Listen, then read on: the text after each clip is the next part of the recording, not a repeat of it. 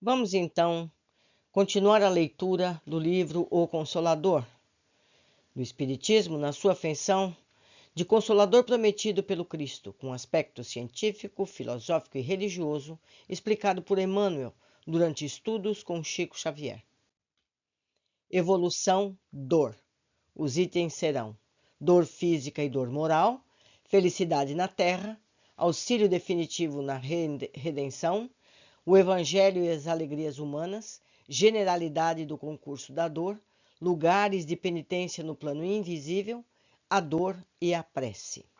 Provação, provação e expiação, lei das provas, queda do espírito fora da terra, provação coletiva, incredulidade, intensidade e fatalidade da provação.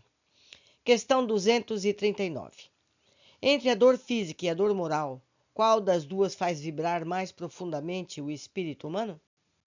Resposta: podemos classificar o sofrimento do espírito como a dor realidade e o tormento físico, de qualquer natureza, como a dor ilusão.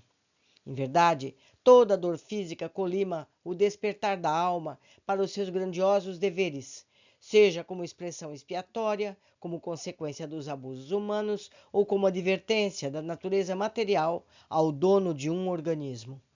Mas toda dor física é um fenômeno, enquanto que a dor moral é essência. Daí a razão, porque a primeira vem e passa, ainda que faça acompanhar das transições de morte dos órgãos materiais. É só a dor espiritual é bastante grande e profunda para promover o luminoso trabalho do aperfeiçoamento e da redenção. Questão 240. De algum modo pode-se conceber a felicidade na Terra? Resposta de Emmanuel. Se todo espírito tem consigo a noção da felicidade, é sinal que ela existe e espera as almas em alguma parte. Tal como sonhada pelo ser humano no mundo, porém, a felicidade não pode existir, por enquanto, na face do orbe, porque, em sua generalidade, as criaturas humanas se encontram intoxicadas e não sabem contemplar a grandeza das paisagens exteriores que os cercam no planeta. Contudo, importa observar que é no globo terrestre que a criatura edifica as bases da sua aventura real, pelo trabalho e pelo sacrifício, a caminho das mais sublimes aquisições para o mundo divino de sua consciência. Questão 241. Onde o maior auxílio para a nossa redenção espiritual? Resposta: no trabalho de nossa redenção individual ou coletiva. A dor é sempre o elemento amigo e indispensável. É a redenção de um espírito encarnado na Terra, consiste no resgate de todas as dívidas, com a consequente aquisição de valores morais passíveis de serem conquistados nas lutas planetárias. Situação essa que eleva a personalidade espiritual a novos e mais sublimes horizontes da vida no infinito. Questão 242. Por que o Evangelho não nos fala das alegrias da vida humana? Resposta: o Evangelho não podia trazer os cenários do riso mascarado do mundo, mas a verdade é que todas as lições do Mestre Divino foram efetuadas nas paisagens da mais perfeita alegria espiritual. Se a primeira revelação foram as bodas de Canaã, entre os júbilos sagrados da família, seus ensinamentos à margem das águas do Tiberíades desdobravam-se entre criaturas simples e alegres, fortalecidas na fé e no trabalho sadio. Em Jerusalém, contudo, junto das hipocrisias do templo, ou em face dos seus algozes empedernidos, o Mestre Divino não poderia sorrir, alentando a mentira ou desenvolvendo o método da ingratidão e da violência. Eis porque, em seu ambiente natural, toda a história evangélica é sempre um poema de luz, de amor, de encantamento e de alegria. Questão 243. Todos os espíritos que passaram pela Terra tiveram a mesma característica evolutiva no que se refere ao problema da dor?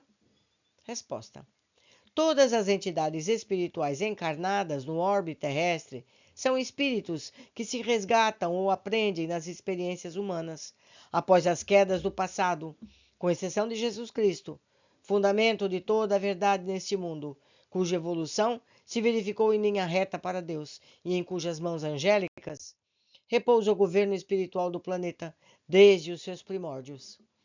Questão 244. Existem lugares de penitência no plano espiritual? E acaso haver sofrimento eterno para os espíritos inveterados no erro e na rebeldia? Resposta.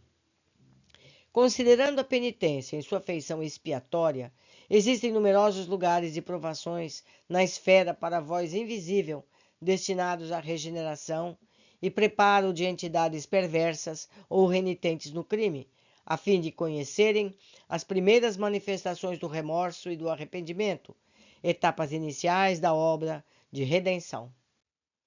Quanto à ideia do sofrimento eterno, se houvesse espíritos eternamente inveterados no crime, haveria para eles um sofrimento continuado, como o seu próprio erro.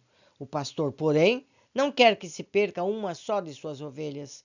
Dia virá em que a consciência mais denegrida experimentará no íntimo a luz radiante da alvorada de seu amor. Questão 245.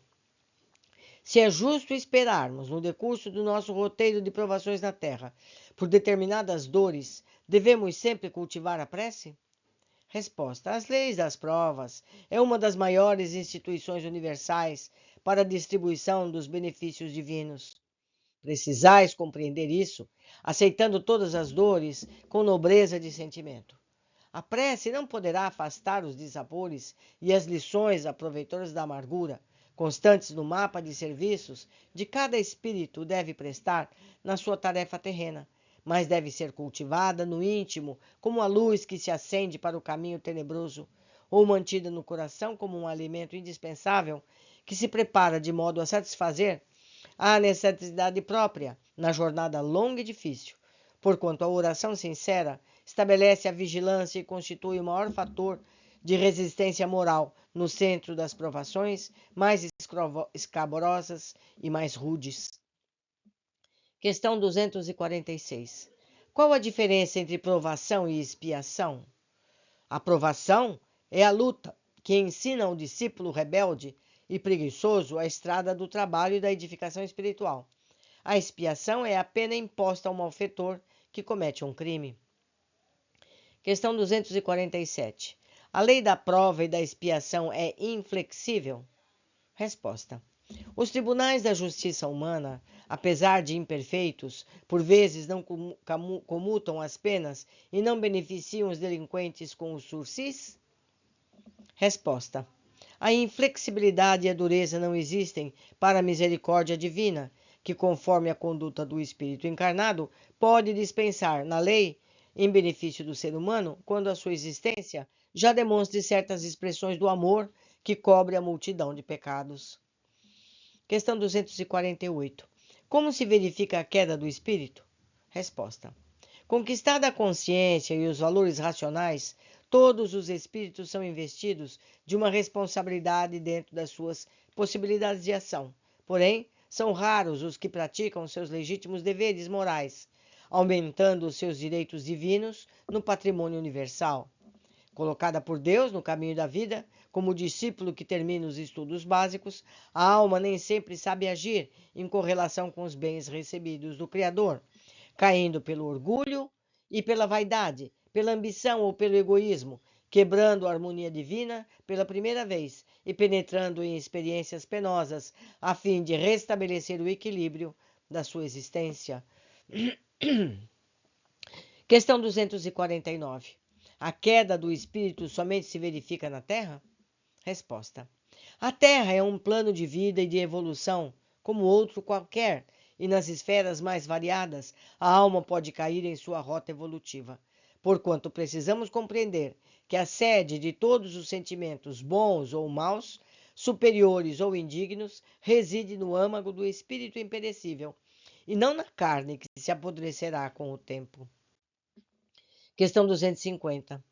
Como se processa a provação coletiva? Resposta. Na provação coletiva, verifica-se a convocação dos espíritos encarnados participando do mesmo débito, com referência ao passado delituoso e obscuro. O mecanismo da justiça na lei das compensações funciona então espontaneamente, através dos prepostos do Cristo, que convocam os comparsas da dívida do pretérito para os resgates em comum, razão por que, muitas vezes, intitulais doloroso acaso as circunstâncias que reúnem as criaturas mais díspares no mesmo acidente que lhes ocasiona a morte do corpo físico ou as mais variadas mutilações no quadro dos seus compromissos individuais. Questão 251. A incredulidade é uma provocação? Resposta: o ateísmo ou incredulidade absoluta não existe, a não ser no jogo das palavras, dos cérebros desesperados, nas teorias do mundo, porque no íntimo todos os espíritos se identificam com a ideia de Deus e da sobrevivência do ser, que lhes é inata. Essa ideia superior pairará acima de todos os negativismos e sairá vitoriosa de todos os decretos de força que se organizam nos estados terrenos, porque constitui a luz da vida e mais preciosa esperança das almas. Questão 252. Somente se recebe a ofensa a que se faz jus no cumprimento das provas, considerando a intensidade desta ou daquela provação, poderá alguém reencarnar fadado ao suicídio ou ao crime? Resposta: receberemos a dor de acordo com as necessidades próprias, com vistas ao resgate do passado e à situação espiritual do futuro. No capítulo da ofensa, quando a recebemos de alguém que se encontra dentro do nosso nível de compreensão e do plano evolutivo, é certo que se trata de provação bem amarga, indispensável ao nosso processo de regeneração própria. Existem, porém, no mundo as pedradas da ignorância e da má-fé, partidas dos sentimentos inferiores, e convém que o cristão esteja preparado e sereno, de modo a não recebê-las com sensibilidade doentia, mas com o propósito de trabalho e esforço próprio, reconhecendo que as mesmas fazem parte do seu plano de vida temporária, aonde veio para se educar, colaborando ao mesmo tempo na educação de seus semelhantes. Relativamente ao suicídio, é oportuno repetir que a obra de Deus é do amor e do bem, de todos os planos da vida. E devemos reconhecer que, se muitos espíritos reencarnam com a prova das tentações ao suicídio e do crime, é porque esses devem agir como alunos que, havendo perdido uma provinha em seu curso, voltam ao estudo no mesmo ano seguinte, até obterem conhecimento e superioridade da matéria. Muitas almas efetuam a repetição de um mesmo esforço e, por vezes, sucumbem na luta, sem perceberem a necessidade de vigilância, sem que possamos, de modo algum, imputar a Deus o fracasso das suas esperanças, porque a providência divina concede a todos os seres as mesmas oportunidades de trabalho e de habilitação. Meus amigos, temos que entender que somos nós os responsáveis por nossa evolução e devemos trabalhar por isso. Por hoje ficamos por aqui. Aguardo vocês na sequência de nosso estudo.